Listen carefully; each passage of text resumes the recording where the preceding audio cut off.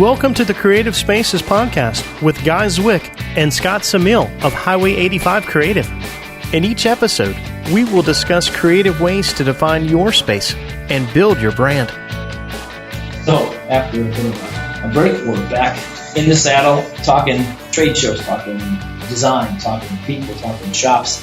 Welcome to yet another edition of the Highway 85 Creative Spaces Podcast. I'm one of the co-hosts, Scott Samil. Welcome, and I'm here joined by my co-pilot, President, Principal, Chief, what kind of officer? Chief Creative Officer. But Guy Zwick, jump in, my friend. Can I just say that I love it when you're here.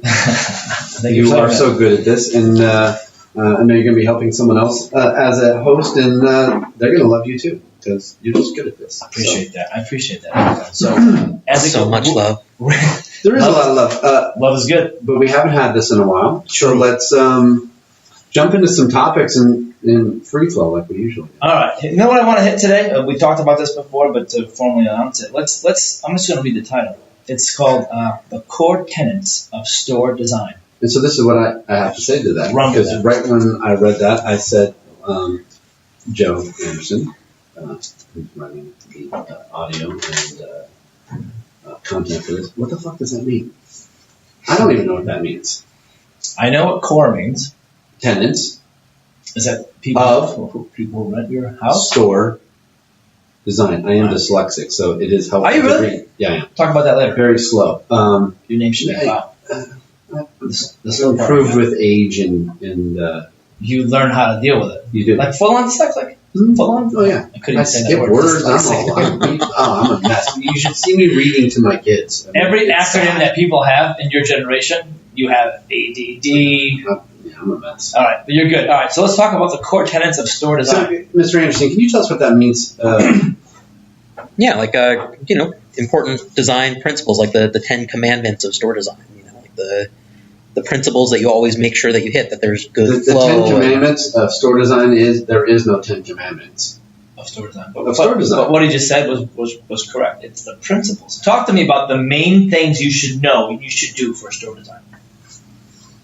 And when you say store design, are you talking what?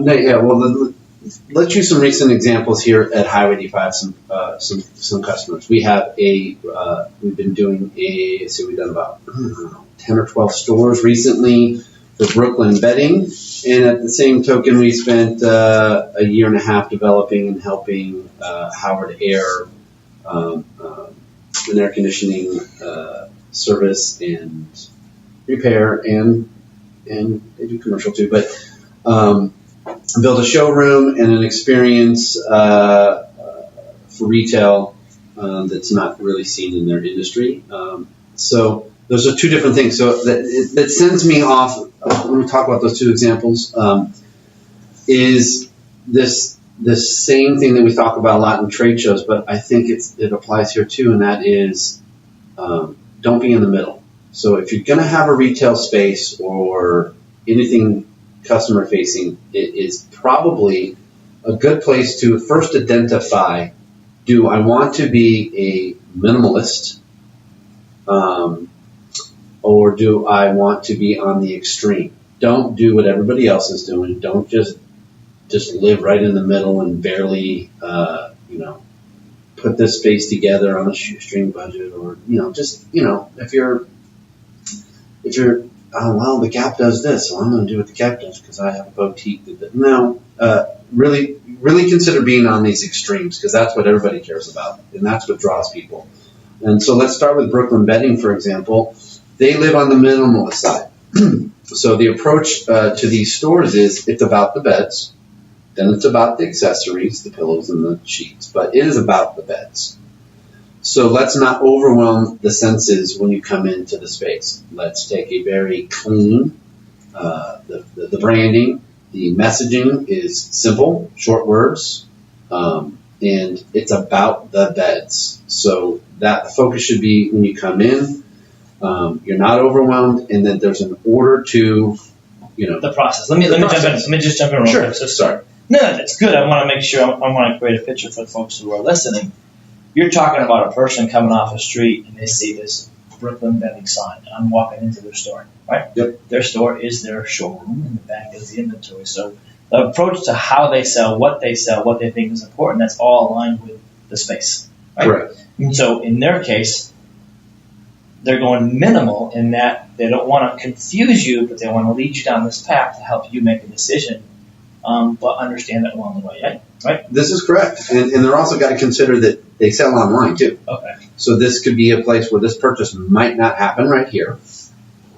It could still happen online, and they're going to leave a very particular, tangible, laying on the bed, touch and feel of the different options that they have. To it might happen there. So there's some other avenues there. But so the minimalist approach is smart from the standpoint that with all the things that someone has going on in a day and you've got their attention for a moment, you want to hyper focus them, give them the information that you really want them to walk away with or buy or act on right at that moment. And then there's the other side of it, which is you want to get attention. Right. Right? You want someone to look in and go, what the hell's going on in there? And they want to come in just because they're not in the market for, let's say, a bed. In this case, I was using Howard Air as an example.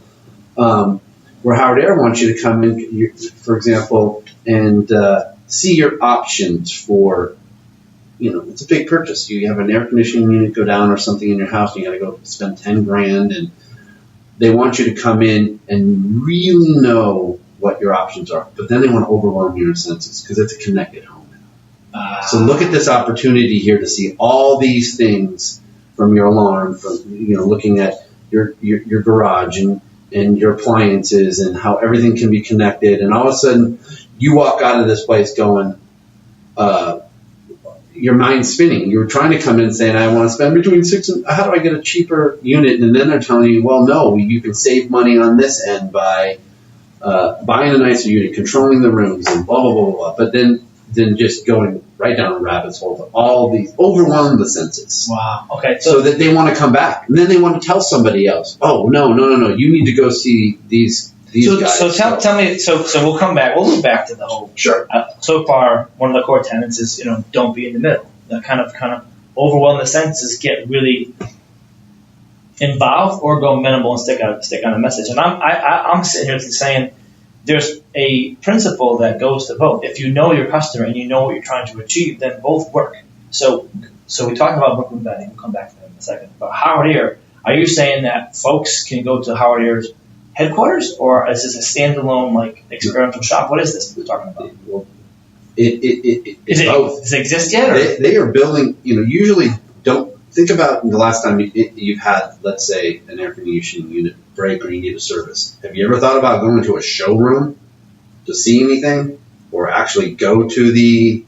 Then it's funny because I personally, I have a good friend of mine who I do some work for on the marketing side, and I needed a new air conditioner, and so I just relied on him, and I had to spend $10,000 on a brand new unit. So no, I know a lot more than the average Joe, the average untechnical Joe, about the process and what I should get and not get. However, no, I never thought. So what they did is they, smartly, Kevin Howard, he went ahead and relocated his company, part of his company, put it right on the side of a freeway. So he's facing a major traffic freeway that you can see from the road. He's built an exterior, so now you see him with some of his competitors who are on freeways, but they're just, they got their cars wrapped and they got all that there. So you get recognition, but no, showroom written, large over there, monument sign, showroom. It's so visible that, I mentioned that we've been working on this project for probably a year and a half. Pretty early on, I drove past that and, messaged them and was like, did you guys know Howard Air is doing a showroom? Why aren't we doing this? And the guy was like, we are. And so it's part of the experience. There's a home that's been constructed in the middle of it. Oh, that's brilliant. There's 3 garages that are used both for. And let me plug this. This is Highway 85's doing that. Okay. Well, I'm not taking all the credit. This is his brainchild. No, I know, but you were part of the production side. We were hired to be the design team. Okay. And in portion and execution team, he has the ability to do some of this work himself. But you wouldn't go to an air conditioning company and necessarily find a 18-foot wine all in glass cased wine refrigerating system. That's all a part of the home experience and the connected home and all the different things that can happen. So he went it overwhelmed you. Connected home, 8 thermostats, anything that can be powered. We're heading there, right? So everything eventually is going to be in one location. So yeah, just smart cutting. He's cutting some new teeth in that, and there are people already following this lead. So that's awesome. So as an example of a store that can go big, this is the one. It's a completely overwhelming. Well, not overwhelming, but it's anything and everything that can be done with the connected home. They show it to you, and then they can say, "Oh yeah, we can help you with that." Yeah, but how do we turn this right back to what was core tenants? The core tenant, the first tenant was, listen, on the design side, right? And this is retail or whatever store you have, whether it's a showroom or you walk in and it's a lobby for a corporation. You have a chance to hit prospects, targets, customers with an image, a feeling of their brand, and don't take that lightly. Right? Especially like in Brooklyn Bedding's case, people walk in because they want a bed, and they might know some things, they might not know some things, and so you walk them through a very simple. If you have questions, I'm here, but decide on the bed first, and that's beautiful. So they match their brand to their prospects. Yeah, and so I'll segue into one other piece because we're probably going to be able to. We could talk for days on this, but the other part of that is as you're talking about the experience, whether it's extreme or not, then you're talking about how you're going to put the messaging and branding. There's ultimately the consideration of how that floor plan and how that sales team is going to work within that space. That is vital to. The success. You just can't take that for granted. What's placed where, what order things are placed, how it flows, where does the dealer transaction happen? In Howard Ayer's case, you take somebody through this whole thing and you overwhelm them with all this stuff. Well, what kind of collateral pieces? What parts of your website? Where do you send them so that they just don't necessarily leave? Right. Without, let's face it, we're all here to close a deal. Right. We're all these companies are in business to make a sale, to close the deal. So you can't. Think about the space can enhance this, or it can detract from that. But ultimately, it's about making the deal. So that's a big component to just not negate. The more you can help make that happen for the sales staff or the team, everybody wants tools, and your space is a tool, and how you do it is important. No, that's well said. I have an idea for a follow-on episode. We can keep talking about it, but one of the things that came up in our little prep meeting today was something about the basics of interior store design, enhancing the customer experience. And so, from an internal perspective, the company wants to give their salespeople every opportunity to reach out in the right way and follow up in the right way. Because if they can't sell on site, well, then there's a nice little way to follow up. Hey, here's a coupon. Come talk to me. Have any questions? So equip the team. Like, don't not think about the whole process in terms of what you're doing. You're not just trying to educate people. You're trying to educate them and then build a relationship and then sell. Yeah. Right? The education, I think that's a critical piece of this. I think both of these companies have really done a good job of recognizing what people need when they walk in the door and what level of education, right? Like, when you're going to buy a bed, you don't really need an education, right? Like, people, it's a bed, right? Like, I disagree with that. Well, to an extent, let me get there. People, I disagree too, by the way. People mostly care what their bed feels like and not what it's made of or all that other stuff. And I think Brooklyn Bedding has done a really good job of giving people an opportunity to walk in and experience the different beds, yes, while also giving them an education in a more subtle way, because when you're buying a bed, you care more what it feels like than what it's made of. So they're recognizing people want to feel the beds, but second, they also need to know more about what it's made of. Whereas with Howard Ayer, people need an education about an air conditioner, right? Like, I know that I want my house cold. I don't know anything else about air conditioning or all of the other things that could be connected with it and part of it.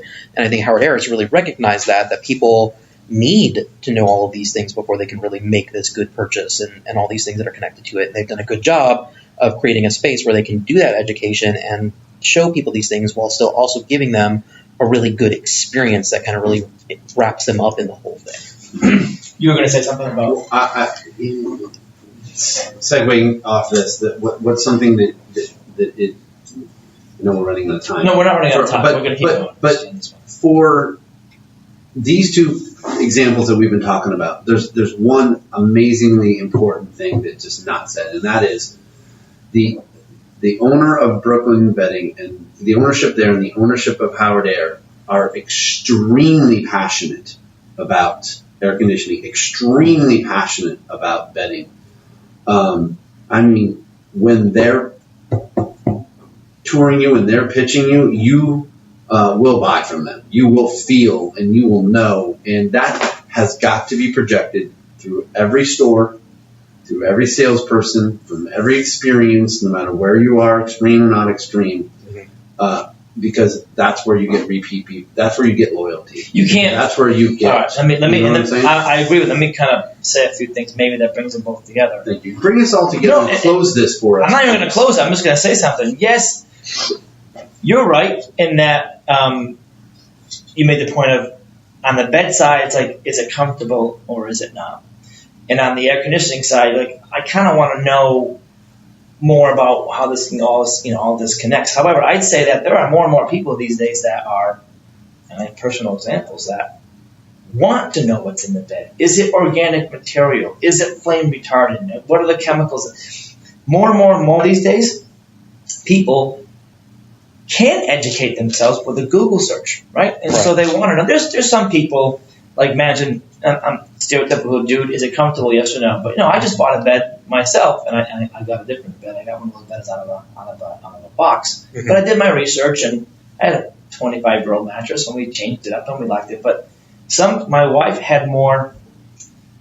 When she researched, she was considering all these things. But to your point, there's a way to understand what your customer is looking for and give them every chance to learn, but not make it more of an education thing. There's a way you can. So I think with the bedding example, like the knowledge and the education about the materials and the whatever, that's the secondary need, right? Like with an air conditioner, no matter which one you buy, unless it's a piece of junk, your house is going to be cold.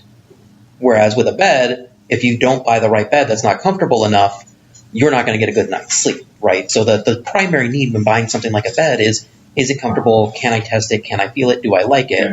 Whereas the secondary need is the education about the materials and how it's made and all that stuff. And I think that Brooklyn Bedding has done a really good job of capturing that and making the experience of the beds and what they look like and what they feel like the primary experience, whereas the education is also there in a secondary way. Okay, so it's basically, to Guy's earlier points, you have a chance to greet your customer and facilitate a sale. All right, a couple things. Don't be in the middle. First off, think about what you want to accomplish, and then when you do that, stay on brand. Don't get stuck in the middle and not quite sure what you're doing. Check the boxes. And Matt, what underlies everything, though, are the main people, are the principals passionate about it? You're passionate about exhibit design and retail design, so you're going to talk about it. You're going to help people understand it because there's a lot of moving parts. So, yes, don't be in the middle. Yes, equip your sales team with tools to help relate to the customers and possibly sell to them. But really, at the bottom part of it is, if you're passionate about something, then you're going to make a strong commitment, and then everything else is going to be better because of it. So the title of it being, hey, listen, the core tenets of store design, be authentic and you're passionate about it, and then when you're going to do something, do it right. Don't half-ass it. I mean, actually, and if doing it right means simple, that's okay. But make sure it's part of, the corporate brand or the company brand, right?